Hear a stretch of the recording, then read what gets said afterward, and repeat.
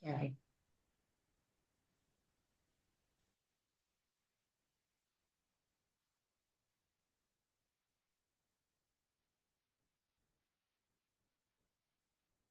Tai pirmas mano klausimas jums visiems susirinkusiems, tai su kuo jums asocijuojasi motyvuota komanda?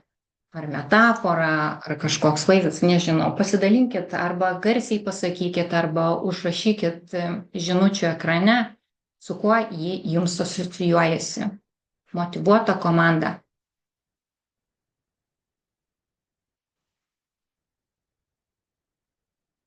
Matau, nori, gali, stengiasi, taip. Efektyvumas, pasitenkinimas, įkvėpimas, turi bendrą tikslą, nereikia kontroliuoti rezultato, aistringai siekia bendradarbiauti palaikant vienas kitą, ryšys, užsidėgymas, natūraliai nori dirbti kartu, užsidėgymas, bendrystė. Man tai norėčiau labai pasidalinti, kažkodėl galvoj iškart iškilo tie paveiksliukai, kur būna nupiešta ten lyderis ir šalia tie žmogeliukai. Tai kažkodėl man motyvuota komanda, taip, nežinau, tą paveiksliuką matau, labai sunku kitaip įvardinti. Gerai.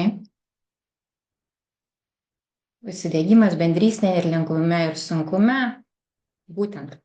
Tai aišku, motyvuota komanda yra, kaip ir jūs čia visi minite, yra iniciatyvi, produktyvi, proaktyvi, siekia bendro rezultato, turi aukštą produktyvumą, pasitikėjimas, matau, turi komandinį įsipareigojimą, komandos nariai jaučiasi vienas kitam įsipareigoję, siekiant rezultato ir taip pat moka konstruktyviai spręsti konfliktus ir bendros vertybės, matau, ir pasitikėjimas.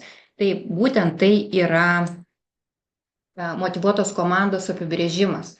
Ir man motyvuota komanda asocijuojasi su simfoniniu orkestru. Tai liks, jie visi kažkokioj vienoj aplinkoj susitelkia į vieną tikslą, vienas kitą jaučia, vienas kitą pažįsta, stovi dirigentas, yra kūrinys ir visiems aišku, kas ką turi atlikti, turi visi savo rolės, savo žino, ko iš jų tikimasi, žinomi lūkesčiai ir panašiai. Tai yra motyvuota komanda. Ir motyvuotos komandos sinchronas iš tikrųjų pradeda vykti komandos smegenyse. Tai šiandien aš noriu pasidalinti keliomis neuromokslo gairėmis, kurios padeda kurti, puoselėti motyvuotas komandas. Aš be galo mėgstu žinias apie smegenis, kaip jos veikia komandoje ir per savo gan nemažą laiko atkarpą, kurioje dirbu su komandomis, aš pastebėjau tam tikrus dėsningumus su tam tikromis metodologijomis, kaip jos siejasi su tomis mokslo žiniomis. Ir šiandien jomis noriu su jumis pasidalinti ir tikiuosi, kad jos jums bus naudingos ir išsinešti tam tikrų naudingų įžvalgų. Ir bandysiu tai pagrįsti tam tikrais pavyzdžiais iš savo patirties. Aš dirbu daugiausiai su IT komandomis, su agile metodologijas naudojančiamis komandomis, tai daug pavyzdžių bus iš ten. Bet tikiu, kad jums tai gali būti irgi naudinga, nors ir nedirbate IT srityje. Tai pradžioje, prieš pradedant kalbėti, papasakoti tą turinį, apie ką aš kalbėsiu, aš noriu pasidalinti tam tikromis savokomis, kurios, manau, yra mums labai svarbios, kad geriau galėčiau jums perteikti turinį ir būtume visi tame pačiame puslapyje, kaip sakom.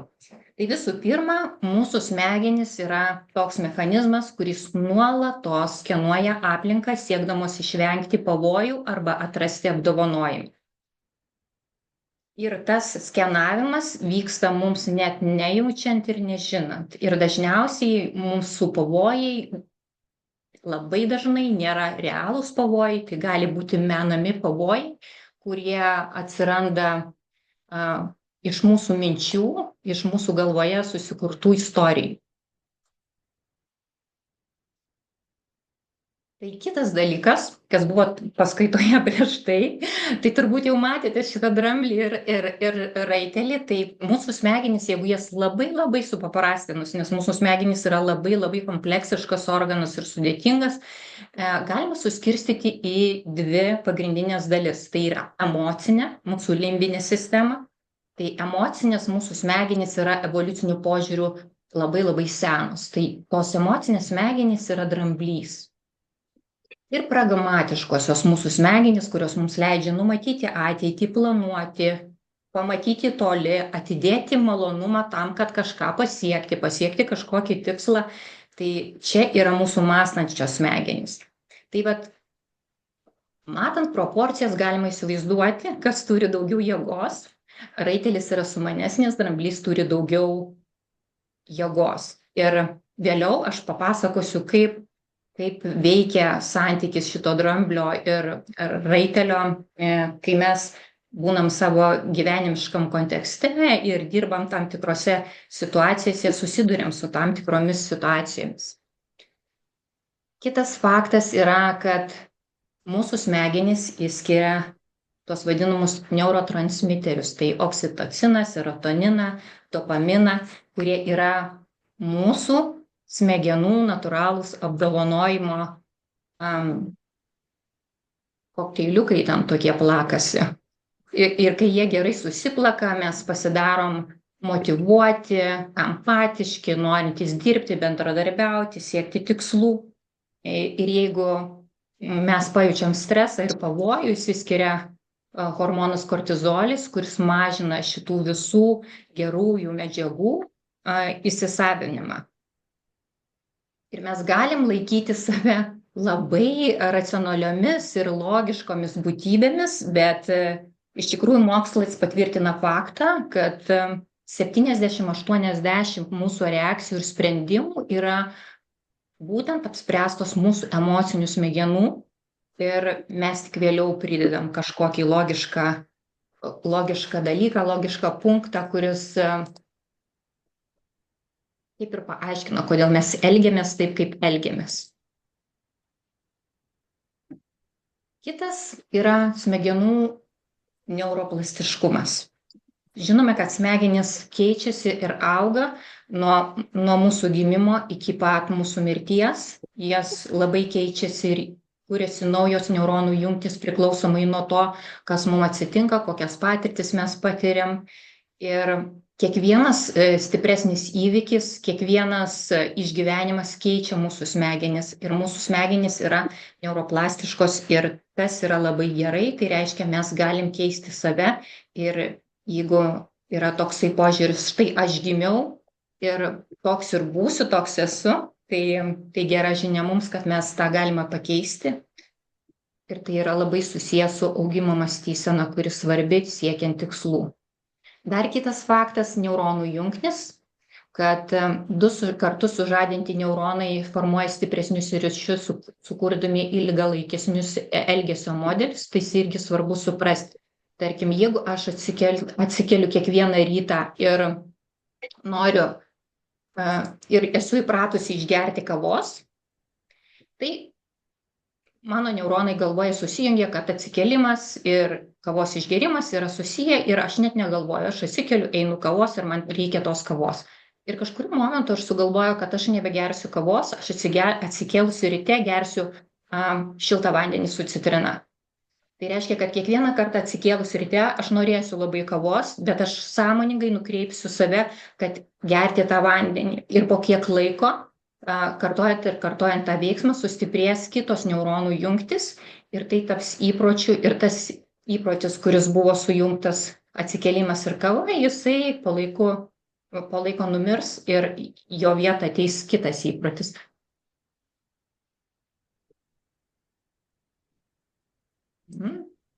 Dar vienas faktas, kuris labai svarbu, kalbant apie komandas ir apie komandų lyderius, tai yra veidrodiniai neuronai.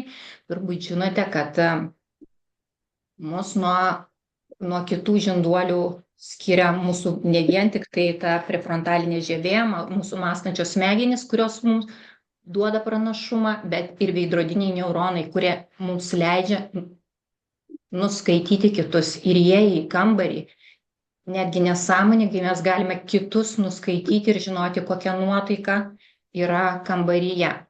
Mes galime žiūrėdami į kitą žmogų, kaip jis kažką daro, mokytis to ir netgi jausti emocijas. Ir tarkim, kai mes žiūrim filmus, mūsų smegenys patiki tuo, kas vyksta ir reaguoja lygiai taip pat, kai lyg mes būtume realiame gyvenime. Tai vat veidrodiniai neuronai leidžia pajusti kitų žmonių nuotaikas, net susiderina širdies ritmai. Tai labai svarbu, kalbant apie komandas, kai komanda kartu dirba ir sinchronizuojasi, tai jie sinchronizuojasi smegenų lygmenyje, kaip ir minėjau, ir jie vienas kitą veikia, atspindėdami savo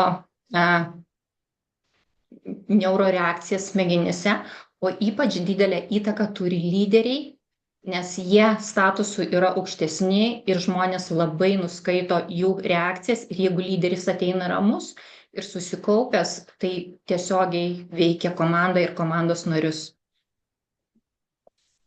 Aš vis dar po biškį leidinėju žmonės, tai kartais nusimušu. Gerai, tai tiek faktų apie smegenis, kurias norėjau pasidalinti.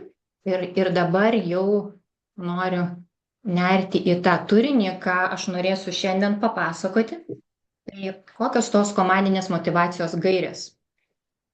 Pirmą norėsiu pakalbėti apie ramias smegenis, tuomet apie naujų elgesio modelių kūrimą ir naujų elgesio modelių palaikymą.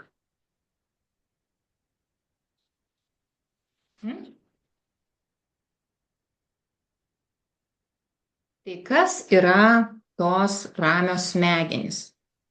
Ramios smegenys tai yra smegenys nefiksuojančios šiuo metu jokio didelio pavojaus. Nėra pavojaus, smegenys yra atsipalaidavę ir jos yra pasiruošusios kurti, inovuoti, bendradarbiauti.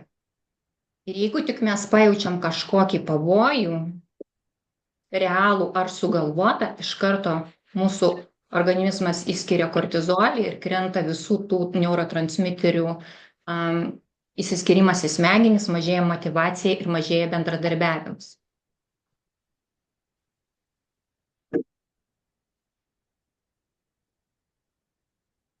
Ir čia dabar aš norėčiau Jums pristatyti, galbūt daugumai žinoma, bet mano labai pamėgtą SCARP modelį, kurį 2008 metais sukūrė David Rock. David Rock nėra neuromokslininkas, jisai konsultantas, lektorius, bet mokydamas ir treniruodamas komandas, važinėdamas po įvairias šalis ir susitikdamas su įvairiais žmonėmis, jis suprato, kad yra tam tikri dėsningumai ir pasitaręs su mokslininkais sukūrė šitą modelį. Ir šis modelis yra svarbus tuo, kad jis pasako, kokie yra pagrindiniai 5 socialiniai poreikiai, kurie turi mums atitikti. Mes turim juose jaustis patenkinti juose, tam, kad mes jaustumėmės ramus ir nejaustume grėsmės pavojaus. Tai mes arba, kai aš kalbėjau apie mūsų smegenis, norą jų skanuoti aplinką, ieškoti grėsmės arba pavojaus, tai vat stimuliuojama grėsmės arba pavojaus reakcija smegenyse. Matau, kad kažkas tai čia man nori padėti. Bandau užmutinti. Gerai. Ir kai mes jaučiam gerą vaibą, kaip sakant, tai mums įsiskiria gerieji neurotransmiteriai. Tai štai jeigu ir skaitome tą SCARP modelį, kas į jį įeina, tai yra statusas, užtikrintumas, autonomija, ryšys ir teisingumas. Ir dabar greitai prabėgsiu per šitus dalykus. Tai pradžiai statusas. Statusas yra nuo pirmykščių laikų yra labai svarbus. Statusas bendruomenėje reiškia, kiek aš turėsiu resursų, kiek aš prieinu prie maisto, kiek aš patogiai ir gerai gyvensiu, kuo aš būsiu aukščiau statusų bendruomenėje. Taip ir komandoje. Netgi jei mes neklausiam ir neįgarsinam šito klausimo, ar mano indėlis ir kompetencija yra vertinami, mes visą laiką nešiojamės šį klausimą savo galvoje. Ir vadovams, lyderiams yra labai svarbu žinoti šitą ir visą laiką atliepti ir įvertinti žmonių pastangas ir siekį ir teikti teigiamąjį grįžtamąjį ryšį. Nes kaip yra ta taisyklė, kad teigiamas grįžtamasis ryšys yra duodamas viešai, o neigiamas grįžtamasis ryšys duodamas privačiai. Ir yra tyrimų, kad teigiamas grįžtamas ryšys duotas viešai prisimena žmogus dar ilgą laiką ir jaučia kaip tokį gerą apdovanojimą.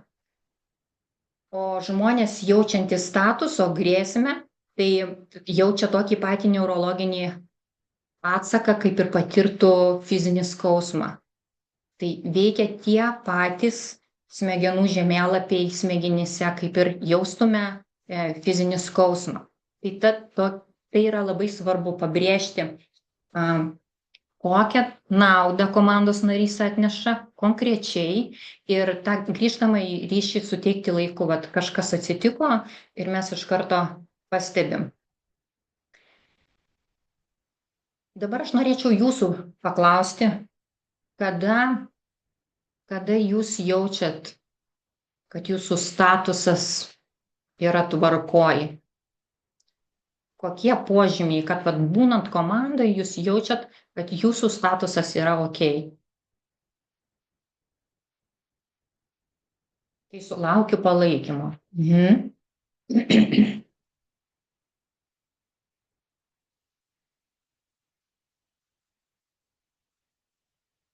Kai girdi, kai gauna teigiamą ryšį, taip.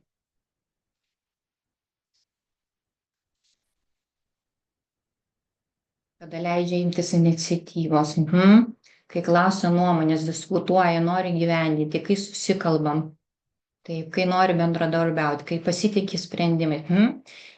Dar prie to judėsim, pasitikė sprendimais yra dar kitas punktas. Tai ką komandose galima taikyti ir kas neuromokslo požiūriu veikia gerai. Tai mes gaunam kažką teigiamą apie save, atsidaro mūsų ta mąstanti prefrontalinė žievė, įsiplečia mūsų požiūris, mes matom daugiau alternatyvų, nes kai mes streso būsenoje, mūsų požiūris susiaurėja ir mes matom tokį labai siaurą gabaliuką.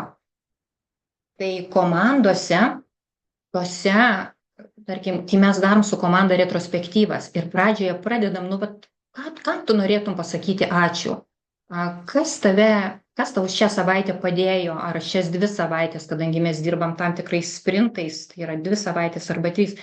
Ir tas pradinis pasidalinimas, kas įvyko gero, kam tu nori pasakyti ačiū, atidaro tą neuroplastiškumo langą, kada mes atsiveriam viskam ir tada mes atveriam, taip sakant, savo čakras ir tada mes jau galim nerti tame susitikime į dar didesnės transformacijas ir norą kažką naujo atrasti kartu ir galbūt išklausyti kitą žmogų, kas man atrodo blogai pas mus komandoje veikia, tada nėra tokio didelio pasipriešinimo, nes mums įsiskiria tos medžiagos, kurios leidžia smegenyse, kurios mums leidžia bendradarbiauti ir yra noras tą daryti.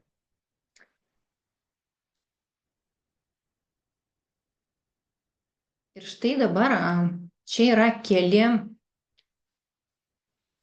sekundėlę, čia štai,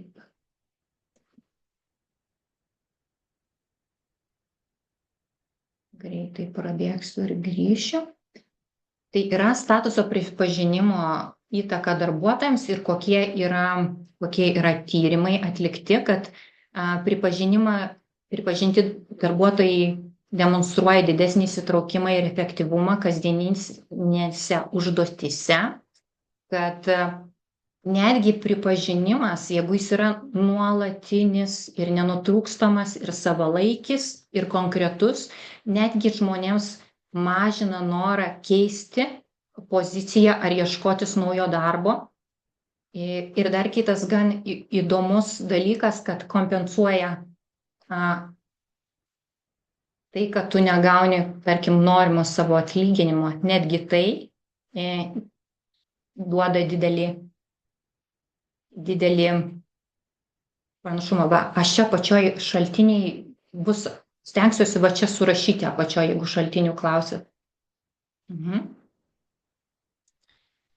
Gerai, toliau judam. Tai mes pakalbėjom apie statusą, dabar užtikrintumas.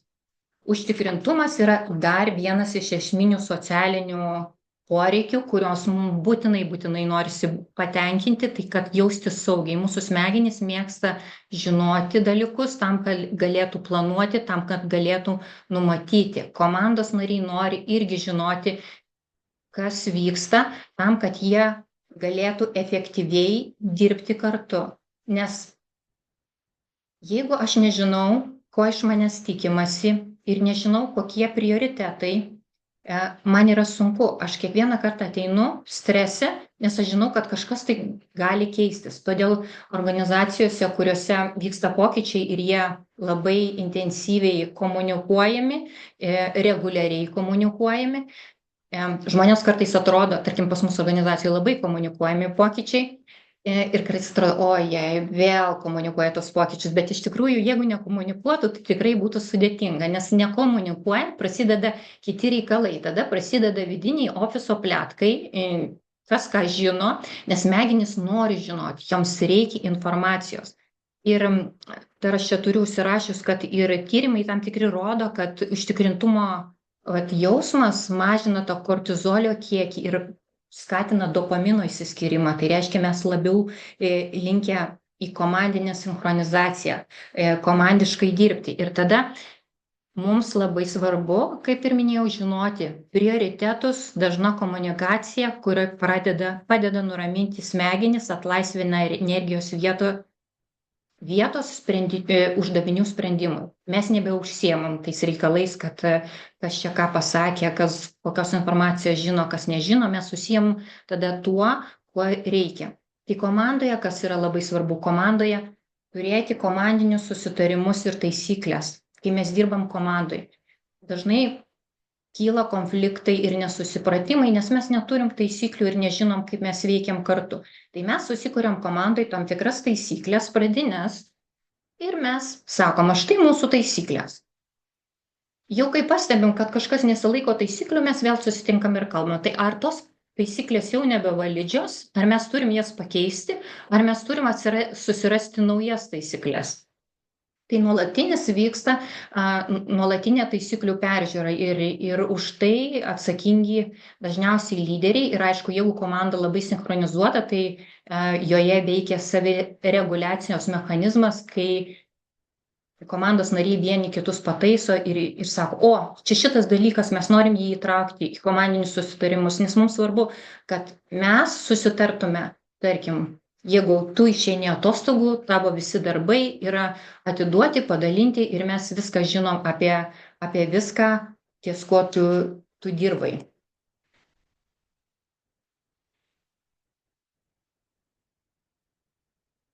Gal galit parašyti keletą komentarų, kaip jums skamba tas užtikrintumas ir ar jums užtikrintumas yra darbe svarbus, būnant komandoje.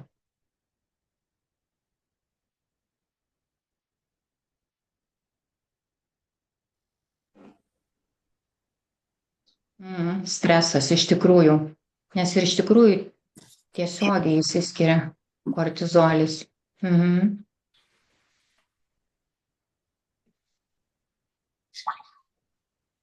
Tai būna, kad nesvarbus užtikrintumui, o darbuotojai svarbu. Tai vat lyderiams yra labai svarbu žinoti šitą dalyką, kad labai svarbu užtikrintumas darbuotojams. Tik kuo daugiau jūs komunikuosit, kuo daugiau sakysit, tai tuo ramesnė komanda bus, nes mes čia dabar kalbam, kaip nuraminti žmonių smegenis, nes jeigu žmonių smegenis, komandos narių smegenis yra sutelkusios dėmesį į kažkokios grėsmės eliminavimą, jos niekada nebus sutelktos į tą, ką jūs norite, iškėlėt tikslą kažkokį, kažko mes siekiam, kažkur norime eiti, niekam neįdomu. Įdomu, kad aš save ginu, mane kažkas puola, man toks jausmas, kad mane kažkas puola. Taip, judu toliau.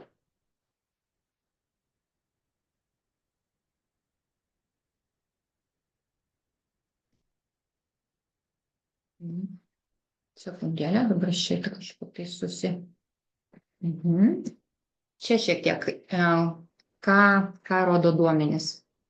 Kad proaktyvumo kritimas yra, kai susiduria darbuotojai su dideliu neapibrėžtumu. Kitas streso padidėjimas dėl neaiškių tikslų ir besikeičiančių prioritetų. Tai kiekvienas, aš esu irgi tą patyrusi, kai neaiškus tikslai, prioritetai kiekvieną dieną keičiasi ir aš dirbu ties vienu prioritetu, o jau dabar kitas prioritetas, tai tikrai sukelia didelį stresą. Ir komandose su aiškiais procesais ir apibrėžtumais yra 3,4 didesnė motyvacija.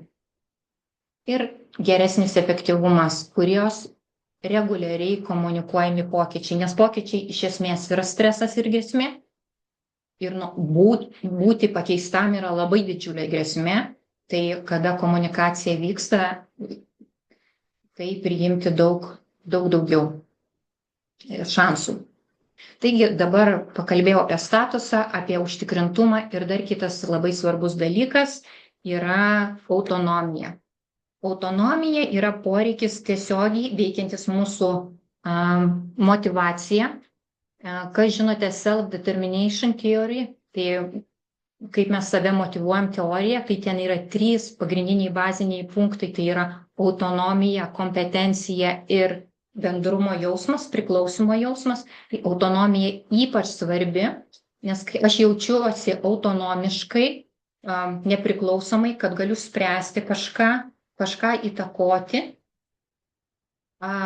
Man irgi išsiskiria tam tikros medžiagos ir aš gaunu daugiau kūrybinės galios, taip atsiranda nauji sprendimai, aha momentai ir autonomija yra labai svarbi.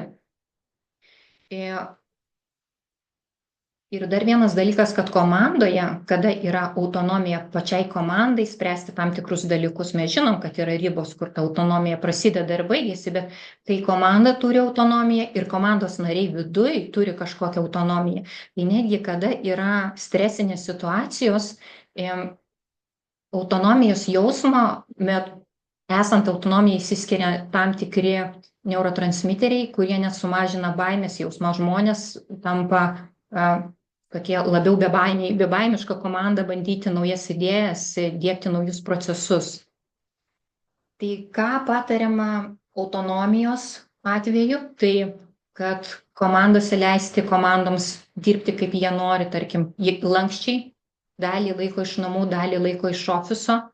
Ir ypač po pandemijos, kai mes patyrėm tą naminį dirbimą iš namų ir atimti tą, tai reiškia autonomijos pašalinimą. Dar komandos mėgsta, kai nereikia raportuoti.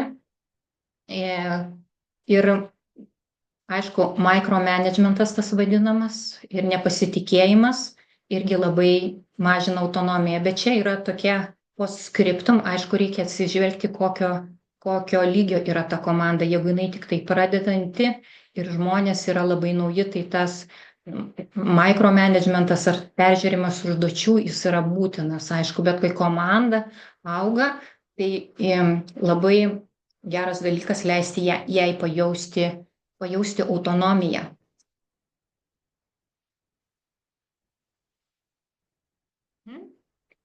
Tai dabar judam toliau ir kokiu aš čia duomenų turiu apie autonomiją.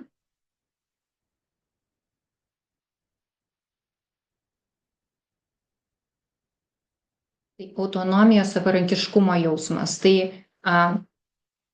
didėja dopamino išsiskyrimas ir gaunu gerus jausmus. Labai įdomu, kad, tarkim, lyderiai, kurie jaučia autonomiją, nes jie yra komandos lyderiai, pas juos labai išsiskiria ryškiai dopaminas ir todėl jie atrodo, kad žmonės, kai pakyla statusų į naujas pozicijas, pas juos lyg atsidaro čakros, na žodį vėl kartoju, nes jiems išsiskiria dopaminas ir netgi testosteronas ir jie jaučiasi įgavę galios ir jie mato daugiau alternatyvų, gali generuoti daugiau idėjų.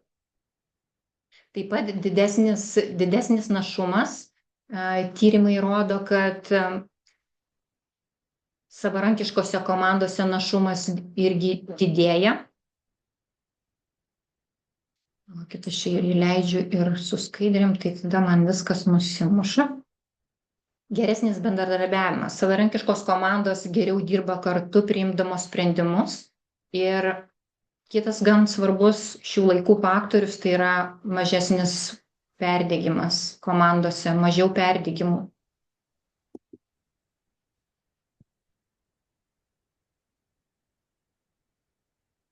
Dabar pakalbėjau apie statusą, užtikrintumą, autonomiją ir ryšys. Priklausymas ir socialinio ryšio buvimas dar vienas iš svarbių komponentų. Ir pirmykščiais laikais būti ištremtam iš bendruomenės prilygo mirties nuosprendžiui. Tai klausimas, kurį visi keliam, ar aš jaučiuosi komandos dalimi, ar esu priimtas, va čia kai buvo pradžioje apie statusą irgi, tai kažkas minėjo, tai va čia irgi čia prie ryšio siejasi, kad ar mane girdi, ar mane išklauso. Tai kaip formuojamas komandose ryšys. Tai aišku, tie vadinami team buildingai, neoficialūs komandiniai susitikimai. Aišku, gan sudėtinga tą ryšį formuoti, kai komandos dirba nuotoliu. Tarkim, viena komandos dalis vienoje šalyje, kita komanda kitoje šalyje, bet visgi rasti būdų, kaip komandoms susitikti karts nuo karto, kad pajusi tą gerą ryšį kartu, nuveikti kažką smagaus, taip pat komandiruotės, konferencijos, visi šitie dalykai stiprina komandinį ryšį. Dar kitas dalykas, ką mano komanda yra išbandžiusi, tai mes dar nuo pandemijos laikų turim tokį užsibukinę kalendorių susitikimą, kur nekalbam apie darbą, atėjimas ten nebūtinas, bet mes visi susitinkam ir šnekam apie bet ką, apie asmeninius dalykus. Aš atsimenu, pandemijos metu kita komanda buvo visai šaunų dalyką sugalvoję, kad jie, tarkim, demonstruodavo kažkokio patiekalo darymą iš savo virtuvės. Visa komanda žiūrėdavo, kažkas demonstruodavo savo mėgstamą patiekalą. Tai irgi čia ryšio formavimas komandoje. Tai vat svarbus neformalus bendravimas. Ir neformalus bendravimas ne tik tarp komandos narių, bet ir tarp lyderio ir komandos narių. Tas užmegztas ryšys yra labai svarbus.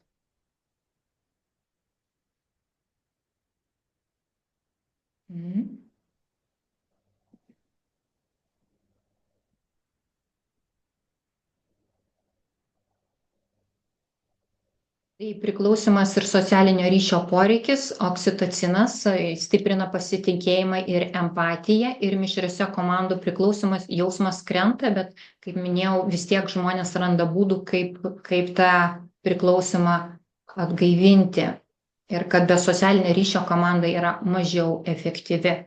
Nes tai natūralu, nes ko mes nepažįstam, mūsų smegenys tą užfiksuoja kaip priešą. Ir smegenys visų pirma, kai mes susitinkam nepažįstamai žmogų, užduoda, sako, 3 klausimus. Kas tu, ko tu nori ir kiek tai ilgai truks. Ir jeigu prisiminsit, jų dabar galbūt mažiau yra tie vadinaminiai pardavėjai, kuriems nori ką nors parduoti, tai per tas kelias sekundės jūs sutikę iš karto atsako šitus klausimus, kas jie tokie, ko jie nori ir kiek tai užtruks. Tai ypač prekybos centruose, kur prašo kažkokios informacijos, tai labai greitai atsako į tuos klausimus, kad jums pamažinti grėsmę jūsų smegenyse. Ir paskutinis ir pakankamai svarbus yra teisingumas. Teisingumo jausmas ir sąžiningų taisyklių ir procesų užtikrinimas. Ar su visais elgiamasi vienodai ir ar procesai yra skaidrus. Šitas yra dalykas labai svarbus komandose. Ir tai atėjo iš senų laikų. Įsivaizduokite bendruomenę, kuri medžioja ir išeinu aš medžioti ir sumadžioju mamutą, atsitempiu mamutą į savo kaimelį ir ašgi to mamuto suvalgyti per vieną kartą negaliu. Šaldytuvo nėra kur jo padėti. Reiškia, aš turiu pasidalinti tai su kaimo bendruomenė. Kai aš pasidalinu su kaimo bendruomenė, aš turiu atsiminti, kam ką daviau, nes kitą kartą, kai kažkas kitas atsineš mamutą, kad jis man duotų savo dalį, kaip atmokėdamas atgal. Ir sako, kad evoliuciniu požiūriu išgyveno tie, kurie turėjo tą gebėjimą atsiminti, kas jiem yra skolingi, nes tik taip jie galėjo išlikti. Ir turbūt esat pastebėję, kad ir maži vaikai turi labai stiprų teisingumo jausmą, nes maži vaikai ypač mėgsta sakyti nesąžinga, kaip nesąžinga, nes yra labai greitai pamatuoja, kur kas neteisingai pasielgia. Ir turbūt esat sutikę suaugusių žmonių, kurie gali teistis teismuose, atiduoti daugybę savo finansų tam, net ir negaudami finansinės naudos, bet kad tik tai pasiekti teisingumą. Tai mums teisingumas yra labai evoliuciškai svarbus ir mes jo laikomės. Ir labai svarbu suprasti, ar kiti tiek pat turi, kiek ir aš turiu. Ir čia, ką mes turime, tai smegenų reakcija į neteisingumą, tai Harvardo tyrimai parodė, kad jaučiamės neteisingumas sukelia stipresnį streso hormonų išsiskyrimą ir tai paveikia mūsų mąstymą, kad teisingumo įtaka labai yra stipri komandoms, kad su aiškių užduočių paskirstymu ir teisingų vertinimu komanda dirba daug geriau, priima kokybiškus sprendimus ir aišku, technologinė neligybė, kad komandoje visi turi tiek pat, kiek ir kitas, kad technologiškai, jeigu aš turiu tokį kompiuterį, tai kad ir kitas turėtų tokį patį. Ir visą laiką kyla klausimai, ar aš turiu tiek pat, kiek kiti, ar aš turiu vienodas galimybės, ar manęs reikalavimai tiek pat, kiek iš kitų. Tai čia va apie teisingumą. Ir dabar tai susideda į tą psichologinio saugumo kūrimo įrankį. SCARP yra įrankis, kuris padeda kurti komandoje saugumą ir jį palaikyti. Tai nuramina mūsų smegenis. Įsivaizduokit, kad mūsų smegenys, jeigu šiaip jos mus atakuoja tie vidinės mūsų grėsmės, tai jeigu prisiminti tą metaforą iš simfoninio orkestro, tai kaip ateini į kokį pasirodymą ir visi dar derinasi instrumentus, tai yra toks triukšmas ir per kurį tu atstojęs kaip dirigentas gali šaukti, kokį čia kūrinį mes visi grosim, bet niekas nekreipia į tave dėmesio. Taigi dabar aš pakalbėjau, kaip nuraminti smegenis ir žiūriu, kad sugaišau gan nemažai laiko, tai teks man suskubti, papasakoti kitas dalis. Tai dabar apie naujų elgesio modelių kūrimą. Tai kaip ir minėjau, kai mūsų smegenys yra ramios, jose atlaisvėja vietos sudėtingoms situacijoms ir transformacijoms. Ir jeigu dar prisiminsim dramblį ir tą raitelį, jeigu yra grėsmė, mūsų dramblys tą fiksuoja ir prefrontalinė žievė raitelis yra tiesiog atkertamas. Ir kūnas pasiruošia bėk, sustink, kovok funkcijoms, išsiskiria kortizolis, adrenalinas ir visi kiti reikalai. Ir mūsų smegenys mąstančios, jos susiaurėja, jos mato tik tai tiek, kiek reikia išsigelbėjimui, bet nemato didelio paveikslėlio. Todėl, kad jeigu norim pereiti komandos pokyčius ir keisti komandos elgseną, mes turim nuraminti smegenis ir tai pereisim į tokią erdvę, kur kūrimi nauji elgesio modeliai.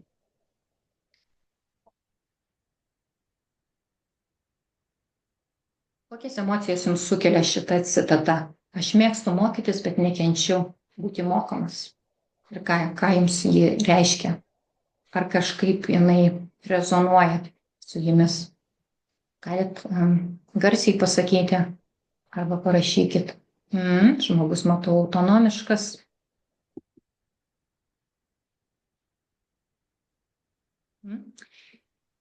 Ir čia, aišku, yra apie tą vadinamą jautrus kritikai, kiekvienas suvokimas skirtingas, pačiam nuspręsti, ką mokytis būtent. Žmogus nori mokytis, ypač suaugęs, ir nori pats nuspręsti, ką jis nori mokytis, nes būti pamokytam ar išmokintam smegenims tai yra grėsmės signalas. Niekas nenori būti pamokytas, bet labai dažnai lyderiams, vadovams kyla tokia natūrali reakcija, kad lengviau duoti pamokymą, patarimą, pasakyti, kaip daryti ir atrodo, kad tai paprasčiau. Arba duoti neprašytą grįžtamą ryšį. Neprašytas grįžtamasis ryšys, jeigu niekas jo neprašė, tai sukelia labai labai didžiulį stresą smegenims ir jos užsiblokuoja. Tai pažeidžiama autonomija, pažeidžiamas statusas bei priklausimo principas. Ir smegenys susirakina. Pakeistam būti yra grėsmė. Tad jeigu bandėte save keisti, žinot, kad save pakeisti, jau kai tu nusprendi, kad tu save keisi, ateini prie to sąmoningumo taško, kad aš save keisiu ir ėmiesi to pokyčio, tai yra labai sunku save pakeisti, įvesti naujus pokyčius. O pakeisti kitus yra neįmanoma, jeigu jie to ir nenori, to nenori. Ir nereikia to daryti. Labai dažnai manom, kad apdovanojimai kažkokie komandoms, aišku, jie kažkiek veikia, bonusai, žaidimų kambariai, nupirk picos komandai pavaišinti, tai veikia. Bet kas vyksta su mūsų smegenimis? Jeigu tai netikėta, mūsų smegenys apsidžiaugia, tai apdovanojimas, įsiskiria geros medžiagos smegenyse. Bet kitą kartą mes jau tikimės daugiau, nes šito dydžio apdovanojimas mums nebeveikia. Tai jeigu mes kalbam apie premijas, jos turi labai labai augti. Ir išoriniai apdovanojimai todėl nėra tokie veiksmingi kaip mūsų vidiniai smegenų apdovanojimai, kuriuos mes gaunam, kai mes užtikrinam visus SCAR principus, mūsų smegenys pačios mus maitina apdovanojimais iš vidaus. Tai ką daryti su komandomis? Tai čia mes prieinam prie pagrindinios esmės ir prie pagrindinės ašies coachingo specialistų visų. Tai mūsų darbas, kaip ir coachingo specialistų, kaip ir visų lyderių, komandų vadovų, sukurti saugią erdvę mąstyti. Ateiti į erdvę su nuostata, kad mano komandoje yra ekspertai tam tikrų sričių. Jie turi ekspertiškumą, jie turi resursų spręsti problemas ir atrasti naujus būdus. Ir kada aš ateinu su ta nuostata, ta komanda jaučia. Prisimenat, aš pasakau apie veidrodinius neuronus. Visa tai yra ištransliuojama. Aš galiu bandyti apsimesti, kad aš tikiu komandą, bet aš nelabai ją tikiu. Visa tai bus vis tiek kūno ištransliuota, jūs norit ar nenorit, pasąmoningai. Todėl coachingo kompetencijos, kurios sako, aktyvus klausimasis, sukūrimas aplinkos, kad komanda gali pasiekti, kad jie turi resursų, kad jie gali pasiekti tą, ką jie gali tuo momentu ir to užtenka kaip pradinio taško tam, kad judėti į kitą tašką. Ir kada man siunčiama kaip komandos nariui tokia žinutė, didėja mano statusas, didėja mano autonomija. Man išsiskiria tam tikros medžiagos galvoje ir aš jau esu linkusi mąstyti apie sprendimus. Ir čia labai svarbu, kadangi mes sukūrėm tą saugią erdvę su SCAR. SCAR naudojam visur. Mažuose pokalbėse, kiekvienoje interakcijoje su komandos nariais mes naudojam SCAR ir atsižvelgiam.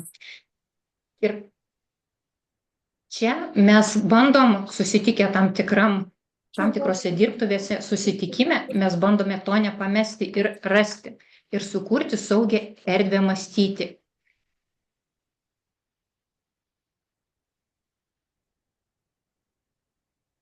Tai kas yra svarbu? Tai yra svarbu atviri klausimai nukreipti į sprendimus. Atviri klausimai, kurie neturi potekstinės klastos. Suaugę žmonės labai gerai atpažįsta klastą, kada jiems užduodamas klausimas su aiškiai implantuotu atsakymu. Ir tai irgi mus veikia kaip grėsmė, kad mus nori paveikti prieš mūsų valią. Tai atviras klausimas, jis neturi potekstės. Ir atviras klausimas nukreiptas į sprendimą. Mūsų smegenys yra įpratę ieškoti grėsmių, tai joms labai lengva vardinti ir pamatytų, komandos yra įpratę kalbėti apie tai, kas blogai, kas neveikia, kas kažką blogai padarė. Ir taip nueinama į detalės nereikalingas ir eikvojama visa komandos energija. Bet kada mes nueinam į sprendimus, mums atsiveria kita teritorija, dar neišieškota ir mes ten galim atrasti naujų įžvalgų ir naujų aha momentų. Bet tam reikia komandą vesti į sprendimus, užduoti aiškiai suformuoluotus klausimus, nes tai ėjimas prieš mūsų fabrikinius nustatymus, kur mes norim eiti ieškoti grėsmių, o mes sakom, ne, einam čia pažiūrėti sprendimų. Ir smegenims sunku rasti sprendimus, nes tai, kas yra grėsmė, smegenys jau turi įrašę, tai kažkas įvykę ir joms lengva tai atgaminti. O sprendimai tai yra kažkas ateityje, apie ką reikia galvoti. Tai tam reikia daug energijos, todėl komanda atėjusi su ramiomis smegenimis gali apie tai mąstyti. Tai kai mes užduodam tokius klausimus, statusas auga, mes siunčiam žinutę, tu turi atsakymą ir stiprinam asmens savigarbą ir statusą komandai. Išsiskiria serotoninas, dopaminas ir skatina kūrybiškumą ir aiškesnį mąstymą. Autonomija didėja, suteikiama erdvė ir stiprinama kontrolės jausmą ir vidinį įsipareigojimą. Aš esu įsipareigojusi, aš noriu to siekti, aš dedu pastangas. Ir užtikrintumas auga. Keli klausimų pavyzdžiai. Įsivaizduokit situaciją, kad ateinu aš į komandą ir sakau, pastebiu, kad mums reikėtų padidinti klientų pasitenkinimą mūsų kuriamais produktais. Ir kokie galėtų būti klausimai? Tarkim, kokį vieną funkcionalumą sukūrėte pastaruoju metu, kuris padarė jūsų klientus laimingus? Tiesiog mes klausiam patirties komandos, mes nenorim jiem nieko implantuoti. Pagal tą atsakymą, koks tai yra atsakymas, mes tada galim klausti sekančio klausimo. Ką jūs darėte kitaip nei visada, kad tai įvyktų? Gal ėmėtės kažkokio netradicinio būdo, gal išbandėte kažką kitko, o gal per klaidą kažkas atsitiko ir taip suveikė labai gerai. Dar kitas dalykas, ko reiktų, kad tai įvyktų kuo dažniau. Ir iš to gimsta kažkokios idėjos. Reiškia, mes vedam komandą į ten, į kur ji dar nebuvo ir suteikiam erdvę pamąstyti. Dar geriau suskaidyti komandą į mažesnės grupelės, kur jie jaučiasi dar saugiau ir leisti pamąstyti ir leisti jiem atsakyti tuos klausimus. Ir kaip coachingo specialistai mes žinom, kad reikia suteikti erdvės mąstymui, nebijoti tylos, leisti pamąstyti. Nes mąstymas yra gan lėtas procesas, kai tu turi paimti informaciją, ką tu žinai, ką tau sako ir ten viską sujungti ir išdėlioti, tai užtrunka smegenims. Taigi sutelktas dėmesys keičia smegenis. Smegenis labai lengva išblaškyti, bet turint gerą tikslą ir gerų tikslų iškelimas irgi labai svarbu, įtraukti komandą į tikslų formavimą. Kuo labiau komandą įtraukiam į tikslų formavimą, tuo jinai labiau jaučiasi atsakinga už tą tikslą ir susitelkusi tą tikslą pasiekti. Ir dar įdomus faktas, kad kai mes sukuriam kažkokį motyvuojantį gerą tikslą, jau mūsų smegenyse įsiskiria tie anticipation, nebeatsimenu to žodžio lietuviškai, kad mes jau žinom, kad tai įvyks ir kaip tarpas po tarpo pasiekiam kažkokius pakeliui rezultatus mažus link to didelio tikslo. Mes smegenyse vis gaunam ir gaunam apdovanojimus. Mes jaučiam apdovanoti, nors negaunam iš išorės, atrodo nieko, jokių tų vadinamų perksų. Tai kokia coachingo kultūros nauda komandoms ir kodėl jis svarbi? Atsparumas. Tai taip pat susijęs su tuo pačiu perdėjimu, padeda darbuotojams lengviau įveikti sunkias situacijas, nes mes atnešam atvirus klausimus, leidžiam jiems pabūti saugoje erdvėje ir pagalvoti, leisti apie tai pamastyti, augimo mąstyseną. Mes kalbam apie pokyčius ir suklydimus kaip galimybę tobulėti, o ne pavojų. Ir tarkim, dažnai mes komandoje darome tokius dalykus, vadinamus post-mortem. Kažkas mums atsitiko, mes pasinagrinėjom, ką įsinešam iš to, ką darysim kitą kartą panašioj situacijoj, ką dabar jau žinom, ko nežinojom anksčiau ir kas mums būtų buvę naudinga prieš tą situaciją žinoti. Ir visi šitie dalykai labai praplečia ir atlaisvina tą baimę suklysti, kur jeigu aš visą laiką bijau suklysti, man neatsiveria ta galimybė inovuoti ir kurti, mano smegenys natūraliai užsirakinę. Komandinis darbas sujungia asmeninį tobulėjimą su bendru įmonės siekimu, tobulėjimas skatina tiek asmeninį, tiek visos organizacijos augimą.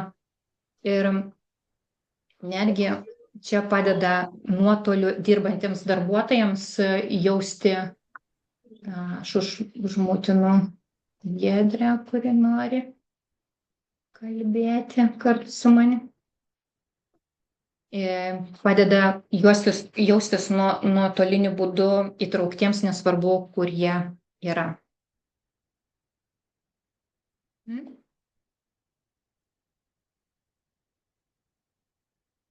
Taigi, pakalbėjau dabar, kaip nuraminti smegenis ir kaip sukurti naujus elgesio modelius. Įsivaizduokit, mes turėjom sesiją ir joje aptariam tam tikrus klausimus, kur aš pavyzdį daviau atvirų klausimų ir aptarę tai, mūsų smegenyse atsirado naujos neuronų jungtis.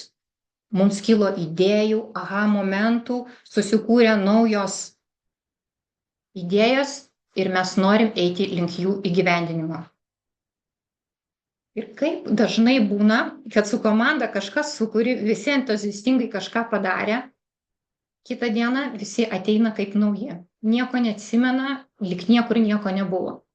Kodėl taip yra? Nes tos jungtis yra labai labai trapios ir jos tik susiformavo ir kad mes iš jų kažką padarytume, palaikytume ir tai vykstų kažkokia transformacija, vyktų pokyčių elgsenoje ir darbo metodų pokyčių, mums reikia įdėti dar papildomai pastangų. Tai kągi mes turime padaryti, kad tie nauji elgesio modeliai įsitvirtintų ir taptų nauja darbo, bendravimo bei elgesio norma.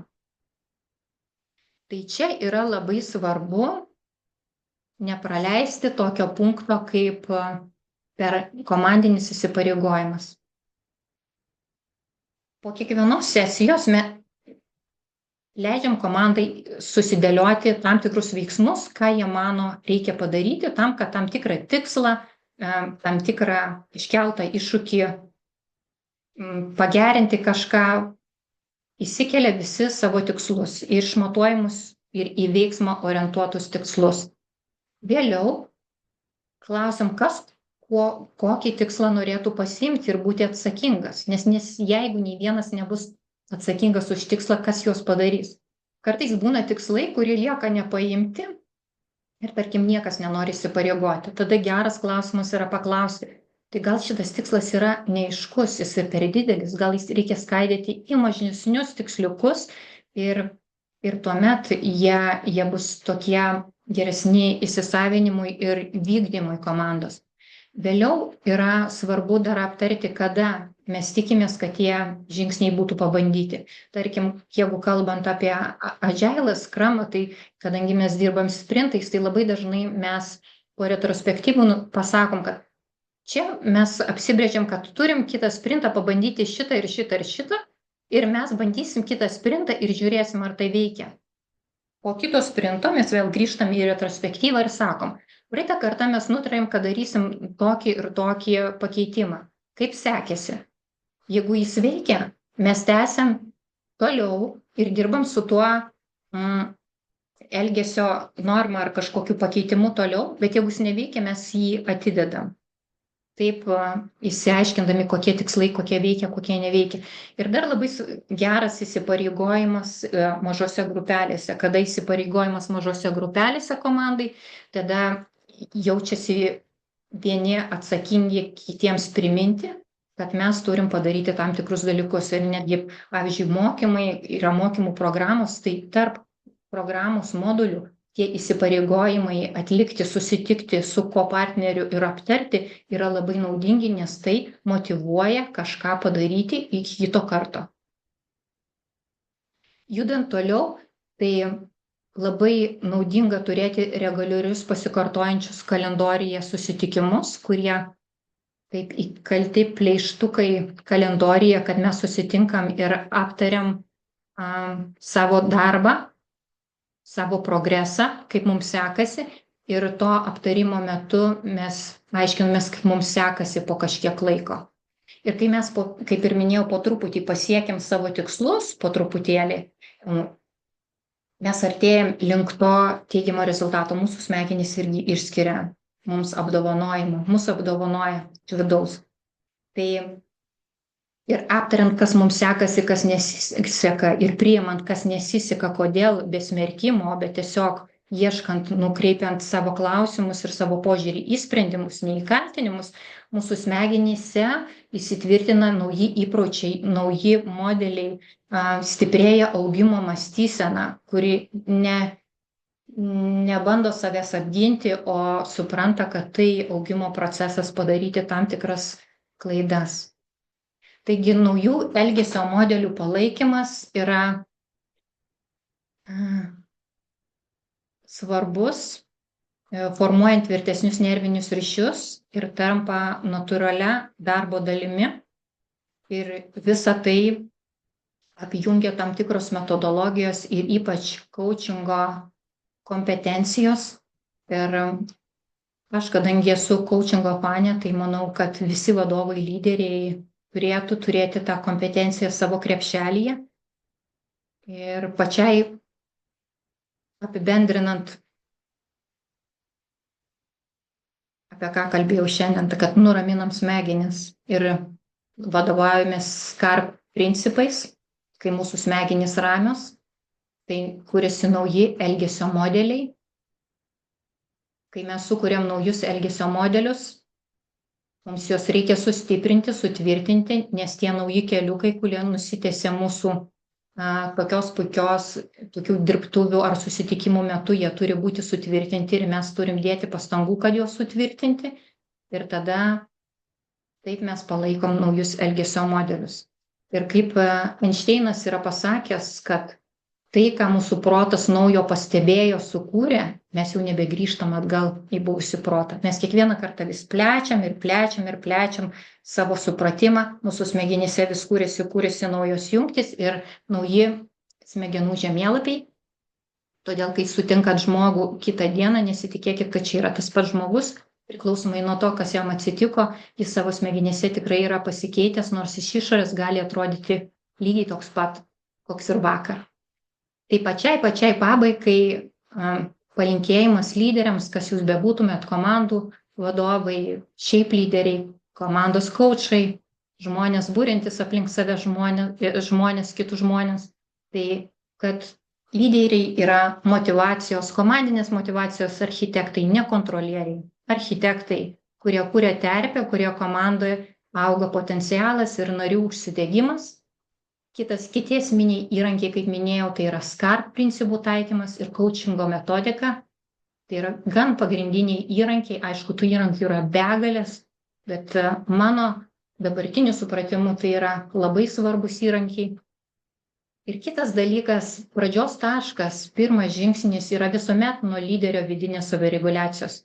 Mes negalim nuraminti komandos smegenų, net ir turėdami SCAR principus, bet jeigu mes nemokam tvarkyti su savo pavojaus signalais smegenyse, jei mes negalim savęs kontroliuoti ir būti patys stabilus. Mes turim būti stabilus, kad su savo veidrodiniais neuronais ateitume į komandą ir spinduliuotume tą, ką reikia. Ir čia, kaip turbūt esat skaitę nemažai visokių knygų ir naudingos informacijos, kaip tą daryti, mano pradinis punktas buvo to pačio David Rock knyga Your Brain at Work. Tai parašyta kaip scenarijus, kaip romanas praktiškai nagrinėjantis poros gyvenimą ir kaip jie veikia savo asmeniniame ir profesiniam gyvenime ir kaip jie tvarkosi su savo tais grėsmės signalais smegenyse. Tai labai rekomenduoju paskaityti tą knygą, jeigu dar neskaitėt. Ir šiandien, kaip ir aš baigiau savo viską, ką aš buvau pasiruošusi, tai dabar jeigu turėtumėt kažkokių klausimų, kviečiu klausti, kviečiu kartu diskutuoti. Galbūt aš visko tikrai nežinau, bet gal kažkuo galiu pasidalinti iš asmeninės patirties.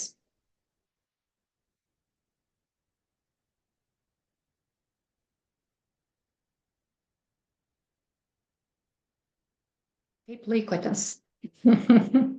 Aš čia taip subariau, jau greitakalbė pabaigoje, bet žiūrėjau labai laiką ir galvoju, kad žmonės ruošiasi pietauti ir turbūt norės pabėgti.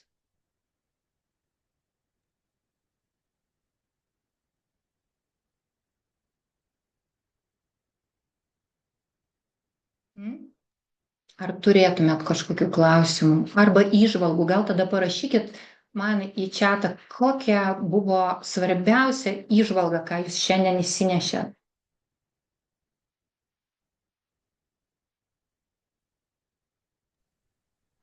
Bet be vadovo nebus jokių.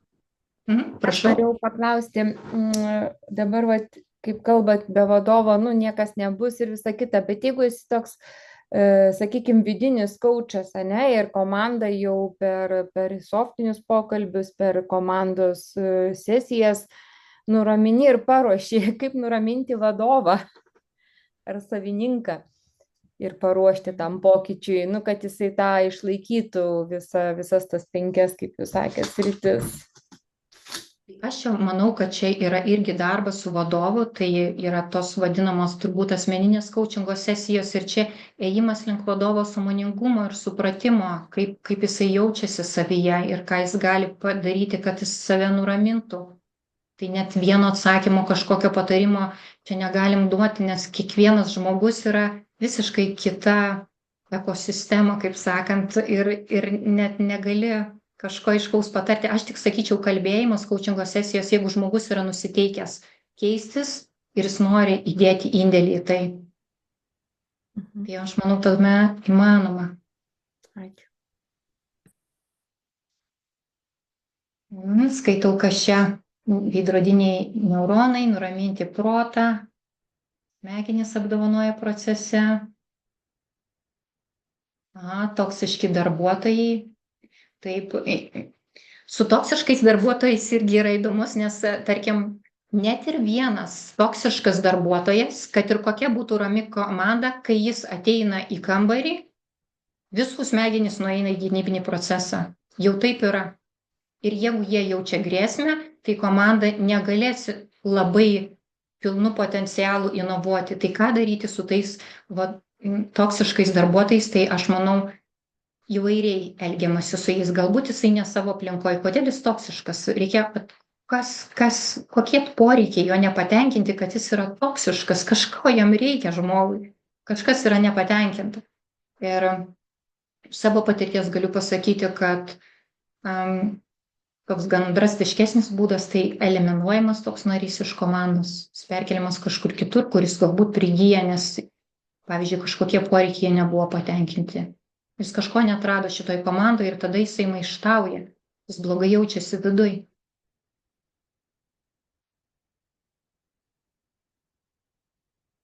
Elgėsi šaukimą, nepagarbų bendravimą. Tai irgi čia kokia yra kompanijos kultūra, kad jeigu žmonės šaukia vieni kitų, kaip tai ir kas jam tokio pačiam žmogui yra, kad jis turi šaukti, nes jam tikrai baisu kažkas yra. Kažkas jį trigerina taip, kad jisai šaukia, jis jaučiasi pats blogai, jo poreikiai yra tiesiog neatliepti viduje. Tai aš suprantu, kad čia labai sudėtingos ir kompleksiškos situacijos, į kurią nėra tokio vieno atsakymo, kurį būtų galima atsakyti tiesiogiai. Bet irgi pokalbis, Ir jie nėra lengvi pokalbiai, jie yra sudėtingi labai pokalbiai. Ir čia tikriausiai dažnai būna tas vadinamas ir to statuso pasimatavimas. Galbūt žmogus nejaučia savo statuso komandoje, jis jaučiasi užgniaužtas ir jam tai sukelia kažkokį stresą. Ir pakalbėti, kaip jis jaučiasi, kur jis mato save komandoje, kokią vertę jis neša. pabandyti pereiti per jo visus kartos klausimus ir patyrinėti, kurioje vietoje jis jaučiasi neatlieptas.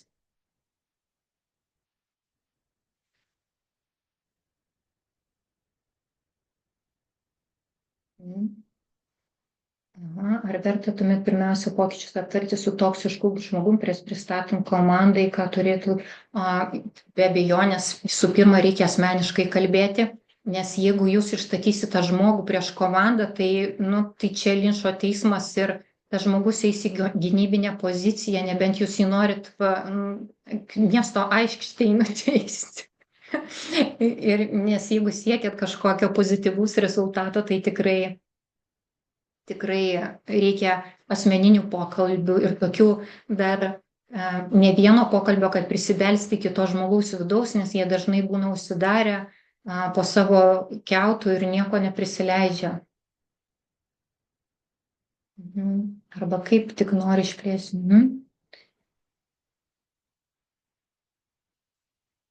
Ačiū irgi už pasidalinimą. Gal dar buvo kokių klausimų, aš praleidau, dar pažiūrėsiu, arba kas nors garsiai klauskit.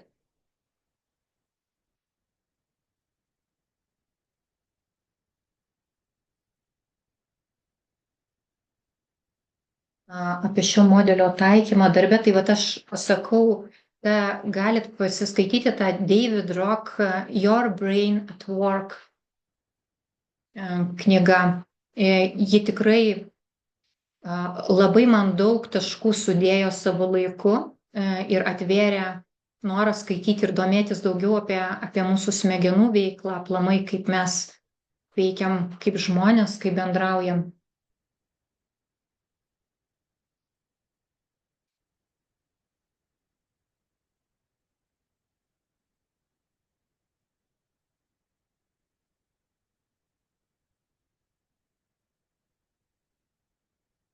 O kas jei atvirkštinis procesas, komanda pasisodina vieną komandos narį ir atlieka linčo teismą? Įdomu būtų išgirsti daugiau, kokia tai konkrečiai situacija.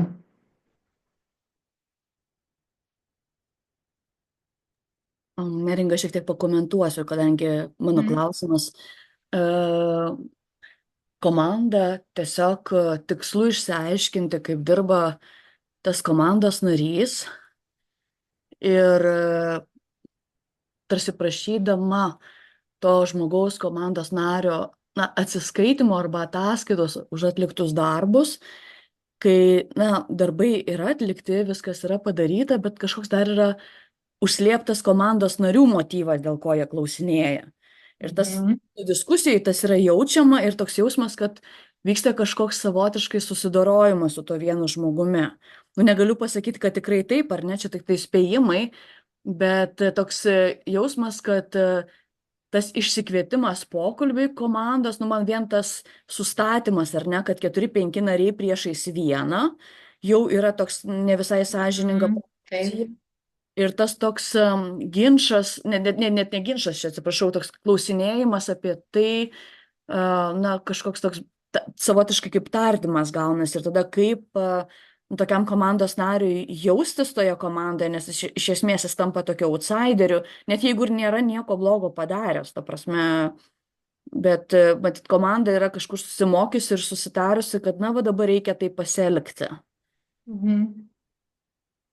Čia, aišku, daug sluoksnių ir aš tą suprantu, Bet aš galvoju, ką aš dabar, iš karto galvojant, ką aš daryčiau, tai turbūt pasisodinčiau komandą ir vėlgi eičiau per tuos komandinius susitarimus, kokius mes norim turėti komandinius susitarimus. Ir yra vienas tos vadinamas modelis mano komanda kaip šeima. Kaip aš norėčiau, kaip su manim elgtųsi mano komandos nariai. Ir išsikėlus, kad mes komandoje kaip šeimoje elgiamės taip ir taip, taip ir taip, ir mes tada įsikeliam tas elgsenas ir vėliau, kai visa komanda dalyvauja, vis tiek galima apčiuopti, kas ko nori, ir tada mes balsuojam, ar šita elgsena, kurią išsikėlėm, o dabar kažkas pasiūlė, ar mums visiems tinka. Ir mes tas elgsenas, kaip ir jeigu nubalsuom, mes jas pasiemam Ir tada galbūt lengviau komandai artikuliuoti, kur jiem kažkas nepatinka, nes jiem panašu, kad kažkas skauda kažkur, ane, kažko neatliepia, kažką tas komandos narys daro, kur nesutampa su jų vertybėmis tikriausiai. Tai galbūt pradžioj tokį įrankį galvočiau. Ačiū, ir gal labai rezonuoja tas apie šeimos modelį iš tikrųjų, ir čia turbūt tos žaidimo taisyklės, kurios labai svarbios pradžioje, kad mes susitartume, kaip mes toj komandai dirbam, žaidžiam ir ką darom, jeigu kažkas nutinka ekstra, kad būtent nebūtų tokio, kabutėse vadinamo linčo teismo ar ne, ar to tokio tardymo, kad kažkur tai vis tik tai, jeigu esant nesutapimams, ką paminėjai, ar ne, įvyktų tas pakankamai produktyvus pokalbis, kuris paskui, kaip čia pasakyti, neeliminuotų tų komandos narių ir netimtų to produktyvumo vėliau. Taip. Ir aš manau, kad čia bet kada, net ir ne pradžioj, ir jeigu pasijuto komandoje tokia įtampa, aš kaip komandos kaučas ar komandos lyderis, aš galiu sakyti, bet aš pajutau, kad kažkas lyg yra trintis, aš norėčiau, kad mes visi susėstume ir pakalbėtume, kokio elgesio mes norim vieni su kitu ir kaip mes norėtume jaustis ir kaip aš norėčiau, kad su manimi elgtųsi kiti ir nukreipti tą į tokį asmeniškumą, kai kiekvienas iškelia savo ir galbūt tada galima kažką pamatyti. Ačiū labai. Ačiū. Dar matau klausimą. Norėčiau paklausti teisingumą. Jei teisingumo suvokimas yra skirtingas. Vieniems, kas atrodo teisinga, kitiems atrodo priešingai. Taip. Ir čia tikriausiai dar yra vertybinis aspektas iškyla. Greičiausiai čia aš taip spėčiau, dabar irgi galvoju šiuo momentu, ką daryčiau, tai tikriausiai kvieščiau komandą pasidėlioti savo komandos vertybės. Ir tarkim, yra dar vienas kažkoks toks pratimas, kurį esu dariusi su komanda. Nežinau, ar čia šitam tiks, bet dabar prisiminiau, tai vis tiek pasipasakosiu. Bet duodu komandų nariams išrašyti savo vertybės.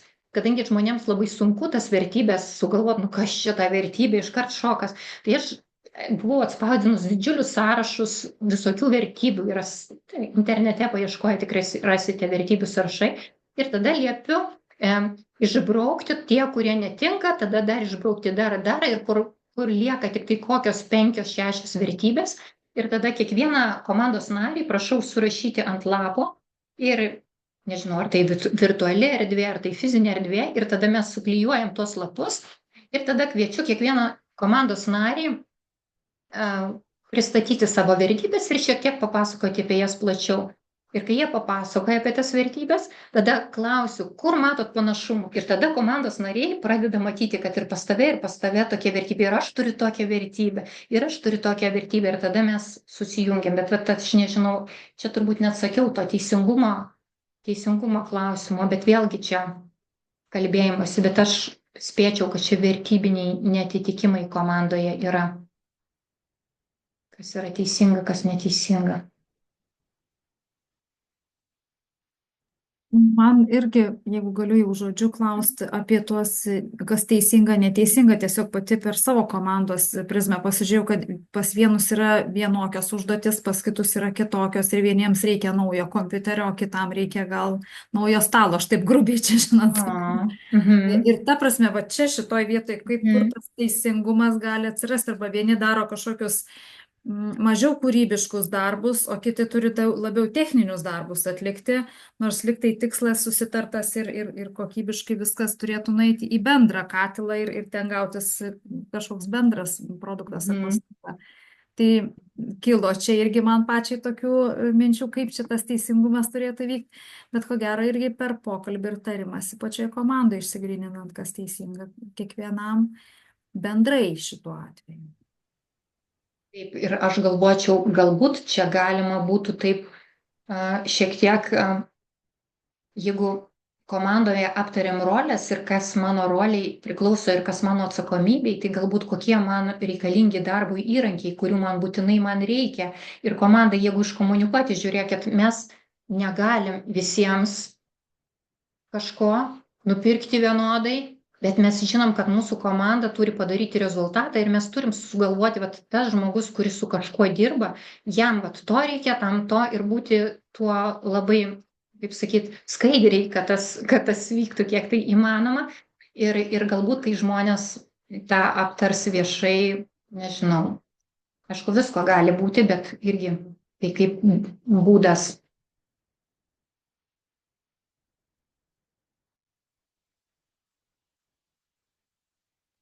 Ačiū. Gerai, ir dar gal kokį vieną klausimą, jei kas turit.